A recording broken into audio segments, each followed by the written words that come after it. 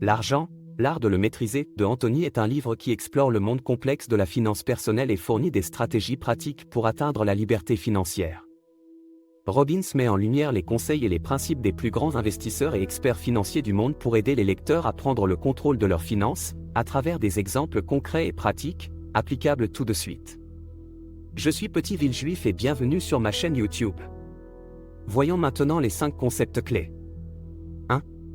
La nécessité d'acquérir des connaissances financières.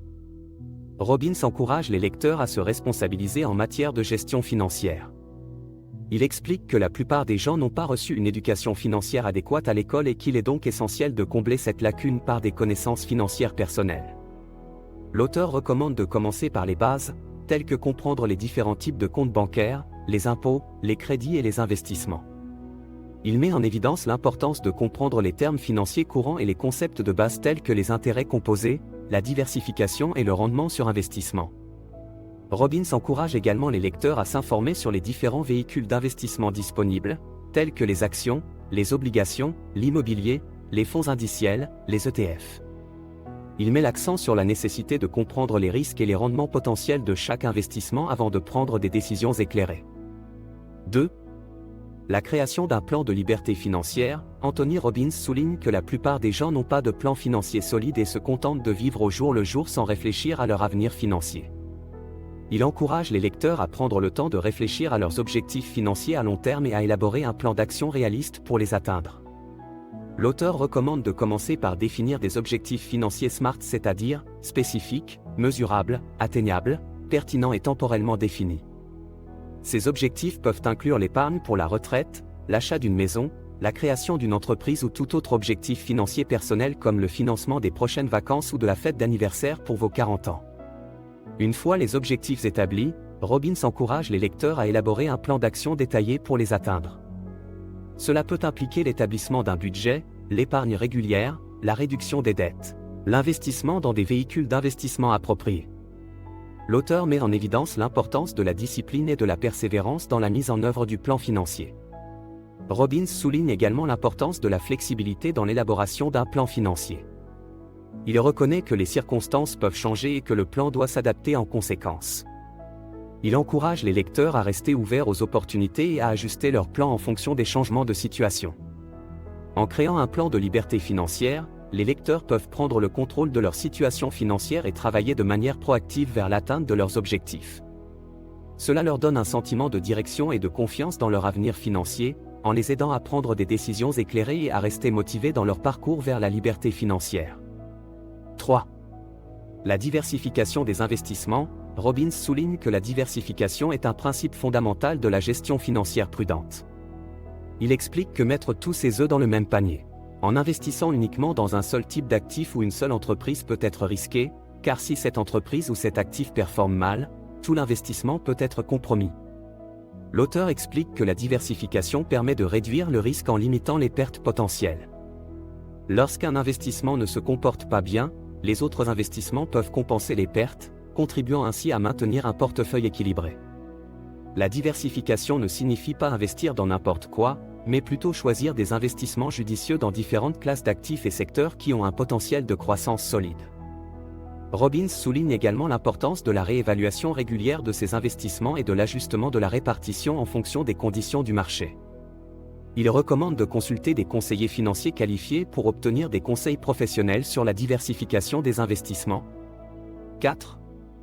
L'utilisation des fonds indiciels et des ETF. Dans son livre, Robbins explique que les fonds indiciels sont des véhicules d'investissement qui répliquent la performance d'un indice boursier spécifique, tel que le CAC 40. Ils permettent aux investisseurs de participer aux performances globales du marché sans avoir à choisir des actions individuelles.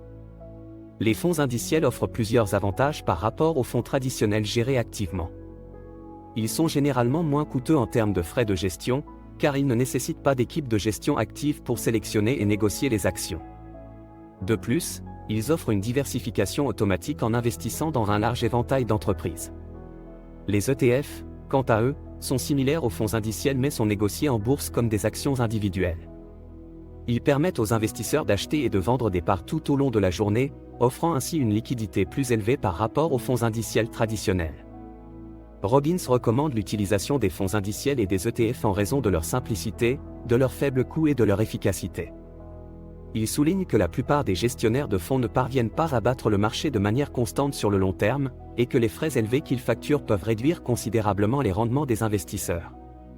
Robbins encourage également les investisseurs à diversifier leurs investissements en utilisant différents fonds indiciels et ETF pour couvrir différentes classes d'actifs et secteurs. En utilisant les fonds indiciels et les ETF, les investisseurs peuvent simplifier leur processus d'investissement, éviter les pièges des fonds gérés activement et augmenter leurs chances de réaliser des rendements solides sur le long terme. 5. La gestion des émotions dans la prise de décision financière. Robbins met en évidence le fait que les émotions peuvent souvent influencer nos décisions financières de manière négative.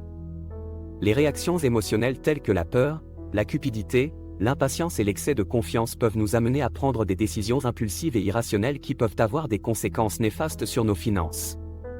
Robbins souligne l'importance de prendre du recul et de garder ses émotions sous contrôle lorsqu'on prend des décisions financières. Il recommande de se concentrer sur des principes solides et une analyse objective des faits plutôt que de laisser les émotions dicter nos choix. Robbins souligne l'importance de se concentrer sur les objectifs à long terme plutôt que sur les fluctuations à court terme du marché. Il encourage les investisseurs à adopter une perspective à long terme et à ne pas se laisser distraire par les fluctuations quotidiennes du marché. Cela aide à maintenir une approche plus rationnelle et à éviter les décisions impulsives basées sur la peur ou l'euphorie. Robbins recommande de mettre en place des systèmes et des stratégies d'investissement bien définis. Cela permet d'automatiser une grande partie du processus de prise de décision et de limiter les réactions émotionnelles. Par exemple, mettre en place des investissements réguliers dans des fonds indiciels ou des ETF, en suivant une allocation d'actifs prédéterminée, permet de maintenir une discipline financière et d'éviter de prendre des décisions impulsives en fonction des fluctuations du marché. Avant de vous parler d'un 6e point clé bonus, je vous invite à mettre un pouce et à vous abonner. Sur ma chaîne, je vous offre des contenus variés allant des présentations de livres aux réflexions sur des sujets actuels. Point bonus. La philanthropie et la responsabilité sociale. Dans son livre, Anthony Robbins encourage les lecteurs à considérer la philanthropie comme un aspect essentiel de leur réussite financière. Il souligne que la richesse ne se mesure pas seulement en termes de biens matériels et d'accumulation d'actifs, mais aussi en termes de contribution positive à la société. La philanthropie consiste à donner de son temps, de ses compétences ou de ses ressources financières pour soutenir des causes qui nous tiennent à cœur. Cela peut se faire à travers des dons caritatifs, des bénévolats, des investissements socialement responsables ou des actions visant à résoudre des problèmes sociaux. En s'engageant dans des actions philanthropiques, les individus peuvent non seulement aider les autres et contribuer au bien-être de la société, mais aussi ressentir un sentiment de satisfaction et de réalisation personnelle. La philanthropie peut apporter un sens plus profond à la vie et aider à donner un sens à la richesse matérielle. La responsabilité sociale, quant à elle, fait référence à la prise de conscience de l'impact de nos choix financiers sur la société et sur l'environnement. Il s'agit de choisir des investissements et des pratiques qui favorisent le développement durable et qui contribuent au bien-être collectif. La philanthropie et la responsabilité sociale ne sont pas seulement réservées aux personnes extrêmement riches. Chacun peut contribuer à sa manière, quel que soit son niveau de richesse. Même de petits gestes de générosité peuvent faire une différence significative. Pour intégrer la philanthropie et la responsabilité sociale dans sa vie financière, Robbins suggère de commencer par réfléchir aux causes qui nous tiennent à cœur et de choisir celles que l'on souhaite soutenir. Ensuite, il est essentiel de faire des dons de manière planifiée et réfléchie, en veillant à ce que l'argent soit utilisé de manière efficace et responsable. C'était Petit Villejuif et c'est la fin de cette vidéo.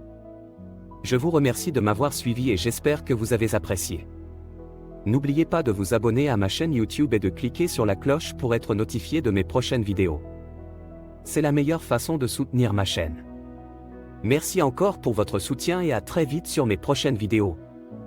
À bientôt.